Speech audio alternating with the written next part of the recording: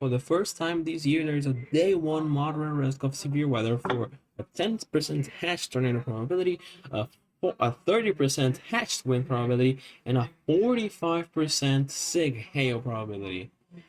And normally this is what I stop the video, like the general look idea. But yeah, there's a day two in moderate risk for severe weather for a 15% hatch tornado probability, a 30 sig, and a 30 sig hail and wind severe weather probability. We have a lot of things to talk about today. This video is probably going to be very long because I want to get into the minute details. The terrible forecasting that the GSPC has done with this. Well, I would say that until right now because that second outlook was way better. Goodness gracious, at first outlook was terrible.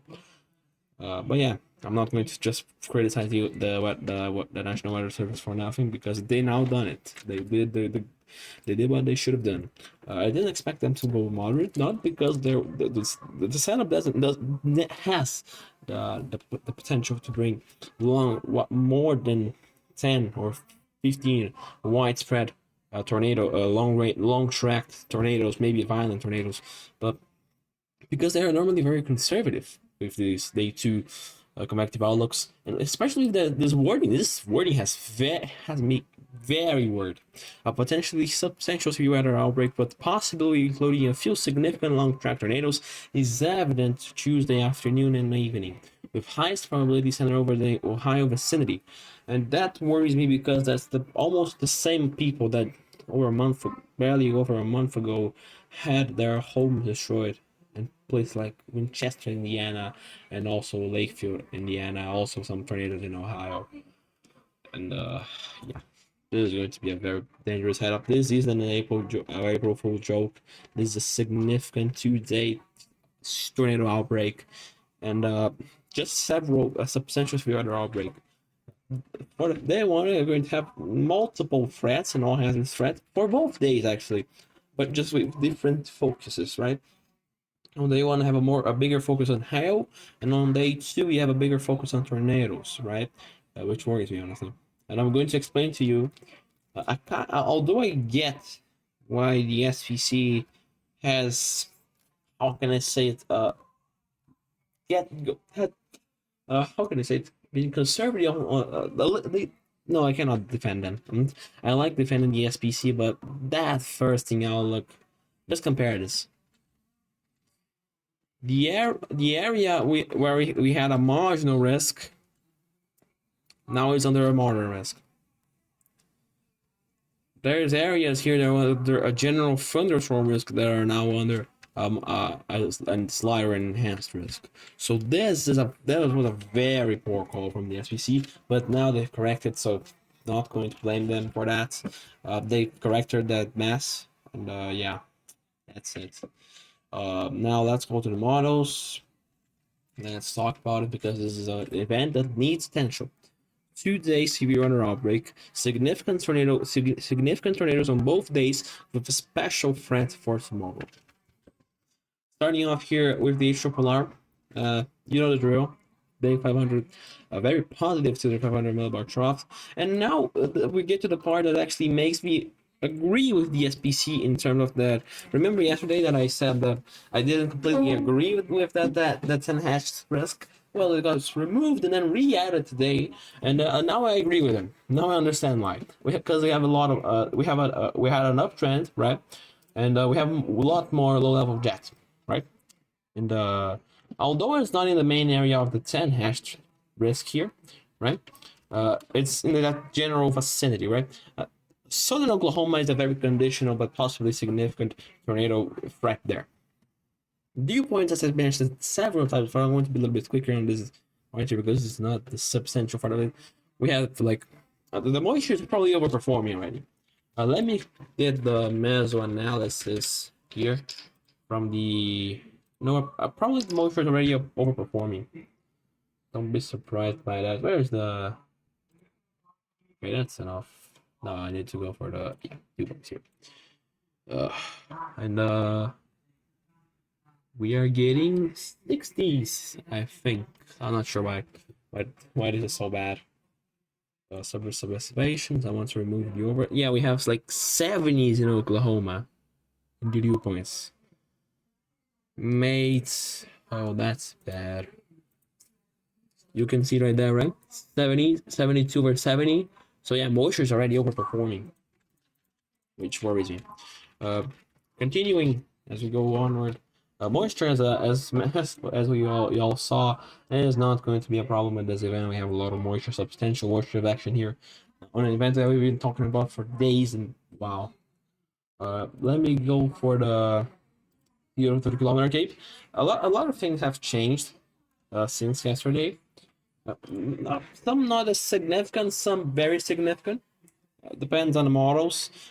Cape is probably not going to be an issue as we are almost like we are still a few hours before the event, but I'm going to focus more on the surface analysis data here because I am in a range that it's already necessary to look at that data. And wow, we have a lot of cape already, 2,000 almost joules per kilometer of cape right along that dry line. Let me see what the model suggested. I think it's like 6Z, right? 18Z actually.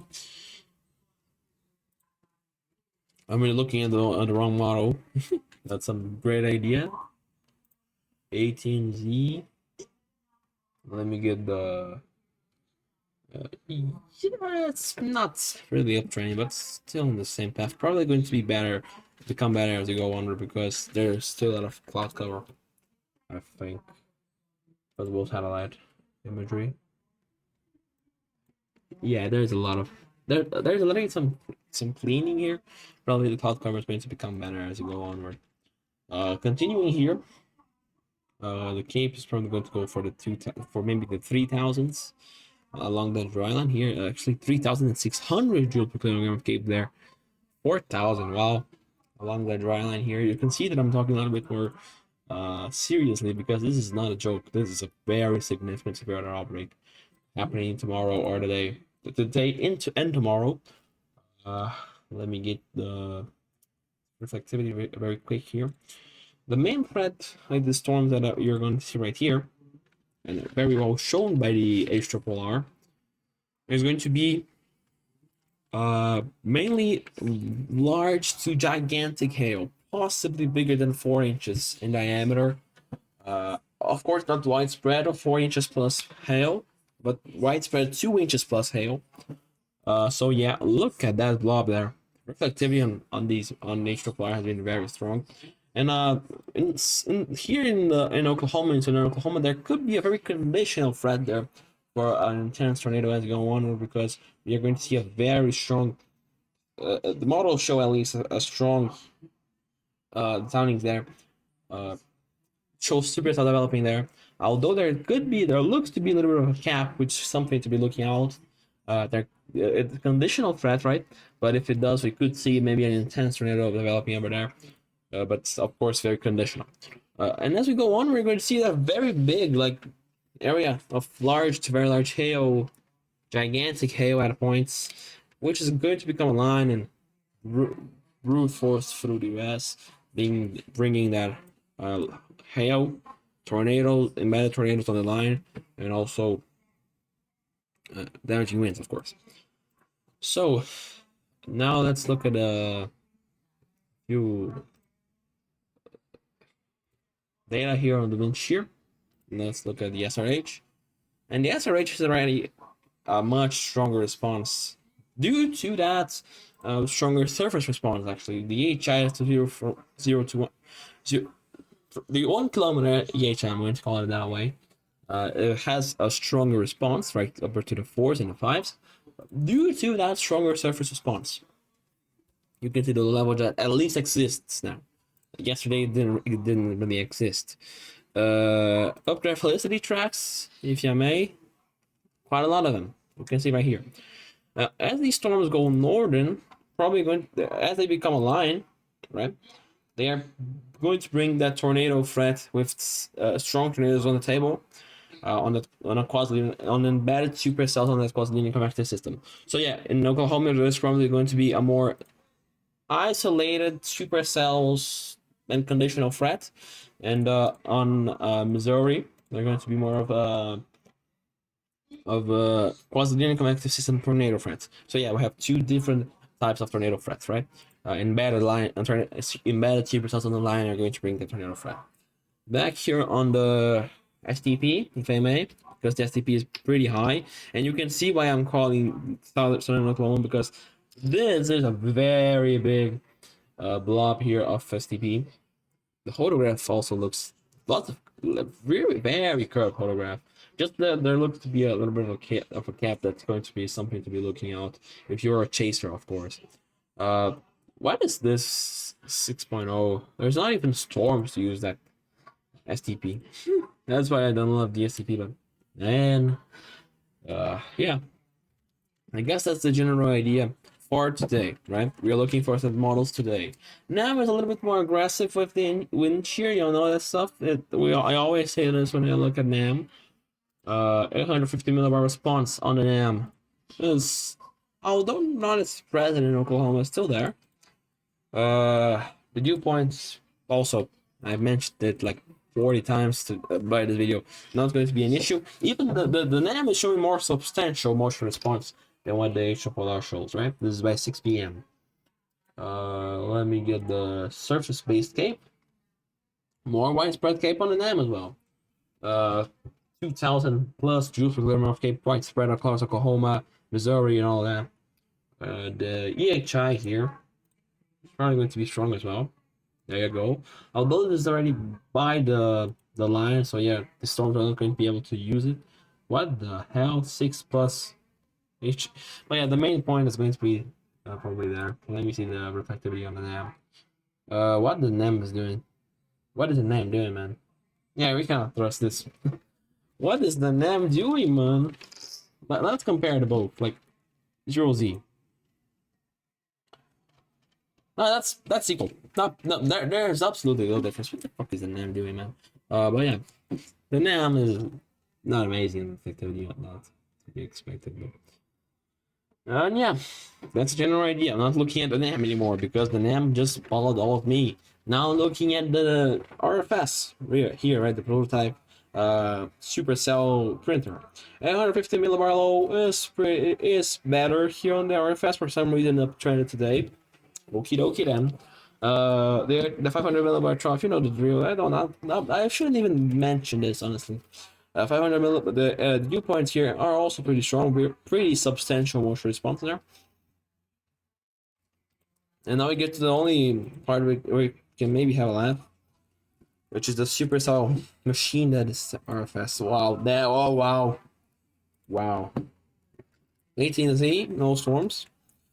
Let me go for 21Z. Probably they're going to start popping up. The supercell should start initiating by 5 p.m. 4 p.m. around that time. Supercells are developing. They're already using the helicity tracks, right? These are probably going to be tornadic, although there's a very conditional tornado threat. They're probably going to be to stay as elevated storms bringing that hail threat. And yeah, we continue, and the RFS shows a big line developing after being that all hazard threat. Still supercells developing, bringing that large hail threat, right? SRH is going to be probably pretty strong.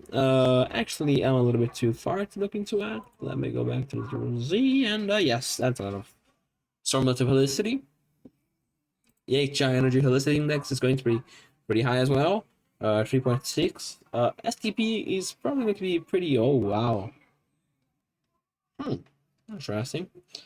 General freeze and twos, that's pretty high already. STP normally after by 1 the STP is normally already considered high.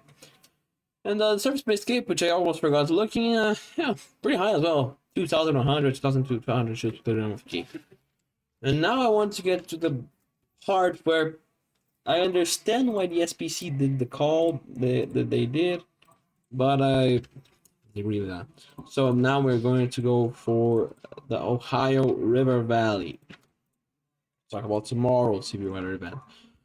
This is the first categorical. I'm half problems with English today. outlook that the SPC made, an enhanced risk, and this is their outlook now. You can see they changed a lot, right? And now I'm going to explain to y'all why the SPC did the call that they did. And the general idea is 0Z H triple R. Because the H triple R honestly was doing a very poor job yesterday. Let me get actually the 12Z H triple R real quick. Let me see. Actually, you cannot see it very well. Maybe if I go there. I think it's the 6ZX H triple R that shows it. Yeah, you just it's not easy to say, but you see, but you do see an outflow boundary here around here, and the H triple R just actually didn't push the moisture that high, like into Ohio, for some reason. Just didn't. Like, yeah, it kept below. It didn't go into Ohio, into Indiana, into Illinois, at least not that far.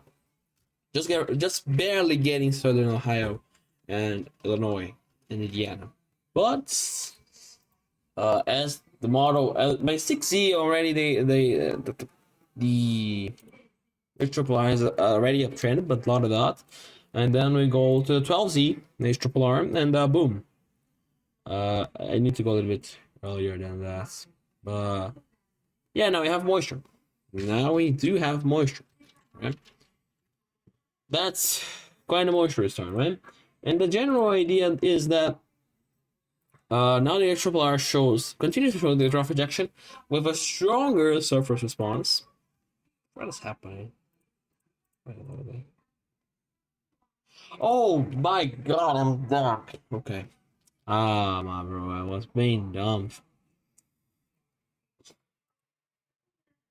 I gotta explain it. Oh my gosh. Sorry.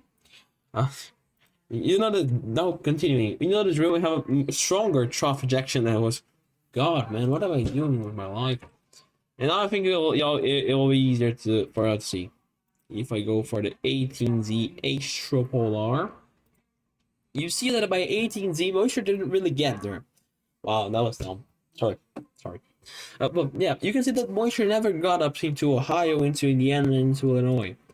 By 0Z H triple R, it had already uptrended on the moisture, but not that much, honestly. But by 6Z, it continued it uptrends, getting northern, right, and already into that moderate risk area. But by 12Z H triple R, is when we really got this rule that this could be significant. Moisture return, very nice, right? A lot of moisture, substantial moisture, not only 60s, 67, 68, in the general area there of the moderate in the enhanced risk there. And the H triple R, which was favoring a more messy mode, now just made that a lot of supercells developing. Let me get a sound in here very quick, just to show it to you. Yeah, that is a lot of shear. 200 SRH, 300 SRH. The photograph is not that amazing, but it's already better than what it was yesterday. 6.3 lap straights are fine, and also the cape is pretty strong, 1800 cape. If I go a little bit earlier, I think it's going to be even better than looking than that. Let me see. Yeah, it has that a lot of supercell developing, and then they go into Ohio, and then they continue with their tornado threat substantial. Look at that. This is almost a line of supercells. This is ridiculous. Like, this is ridiculous. And PDS store, this photograph is very curved a little bit too much, honestly, but EHI left rates are astounding. Wow. Left rates in general are pretty good. 3K is also pretty fine. It's pretty fine. Oh, it's amazing. Like 183K. That's insane. And also 1800 joules per kilometer of cape. Let me get the cape, surface based cape in general here. And then, yeah, we have 1900 joules per kilometer of cape, which is already a lot. Let me get the 0 to 3 kilometer cape. Also pretty high on the hundreds. Wow. The EHI very quick here up in the skies. Goodness gracious, that's high in H. That's high HI. 5, 7 almost in there in northern Ohio. And okay, that is QT and went a little bit off the map. Can you tell me it to come back? No, you cannot. Okay then. Let me get this northern mode here very quick. Yeah, this is nasty. This is nasty. That 680 SRH. Goodness gracious. That is a very dangerous signal. And we have a lot of supercells that are going to be able to use this environment and bring that significant tornado, that long, uh, long, long, long track tornado threat mentioned here in the day two, on the 15% hatched risk, right? A potential substantial, a few significant, a few. They normally use a couple, right? If we come back there, they're probably going to mention a couple tornadoes EF2 plus. We have a lot of tornadoes. And yeah, seeing that they lost that threat like completely on day one, like you see areas that were on a general thunderstorm risk getting up into enhanced. So yeah, it was a very poor call, but not corrected it. I'm not going to bullshit on them by nothing. So yeah, very substantial threat by the HRRR. And the NAM shows a very similar signal. Albeit, of course, we won't be able to see it on the compositive relativity because the NAM just doesn't like convecting. Although it does show maybe a superstellar too. Let me get the sounding there. Yeah, it's work. The photograph is a little bit better. The lapse rates are pretty poor though, which is probably something the other models didn't show, but the NAM does the NAM, right? It does it. And the STP, you can see how high the STP goes, right? On Northern Ohio. 3.4 is force. Wow, that's a lot. So yeah, we have a pretty substantial severe weather outbreak. Tornado outbreak more than likely going to occur tomorrow. Now looking at our supercell machine here, let's go for the RFS. Oh, I forgot to check the capes on the NAM. Sorry guys. The 500 the cape here, yeah, a little bit weaker than the HRRR. The NAM for some reason has that trend to. Oh, I almost forgot about that. And in the thunder mode, you can see right here a very big line of severe thunderstorms bringing not only a wind threat but also maybe a tornado threat. As there's a very big of I keep opening the wrong table, that 10 hashed area here. So yeah, we do continue to see that all hazard threat in many places in Ohio, in the Dixie Alley. So yeah, have a very dangerous situation ongoing for multiple states, like for almost the entire eastern half of the country. Pretty significant situation here in Florida. Well, and we barely are into April, right? That's the spring is going to be terrible. Not say much. Oh man, it's going to be nasty. Okay, continue on. There's the RFS, our supercell machine. And yes, no surprise. It shows supercells. Although not as many as the HRRR shows, it does show. Oh, it does show many supercells. Yeah, we have storm developing, bringing that tornado threat. Let me see how the STP goes. Pretty high, not as high as the HRRR, but still pretty high. I want to show as the last model that I wanted to show the wrap, because the wrap is one model that substantially changed its idea as we went onward with the threat, right? First of all, we had starting on the 15Z wrap, which is the latest wrap that goes all the way into the severe threat. Pretty strong surface response, pretty close low, right? This is a substantial cyclone on 850 millibar. Map viewpoints. I don't even know why I keep showing these. These are all the models for them being pretty high. But the thing that I want to show is the STP. This is also pretty high. And I'm going to show here the model trend slideshow from the the wrap doesn't show that big of a difference. Maybe if I go earlier than that, it's going to show better. Yeah, this is the first wrap that had the. Actually, I need to be. This is fine. This is already fine.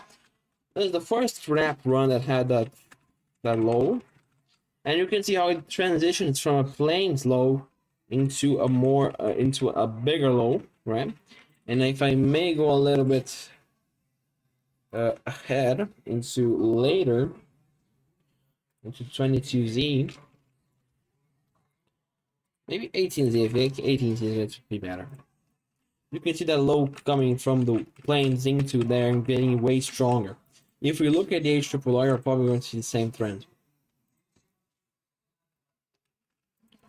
12Z HRRR go into, I think 18Z it's fine, right? 18Z on by tomorrow, and you can see the HRRR uptrending the level response. Pretty strong now, right?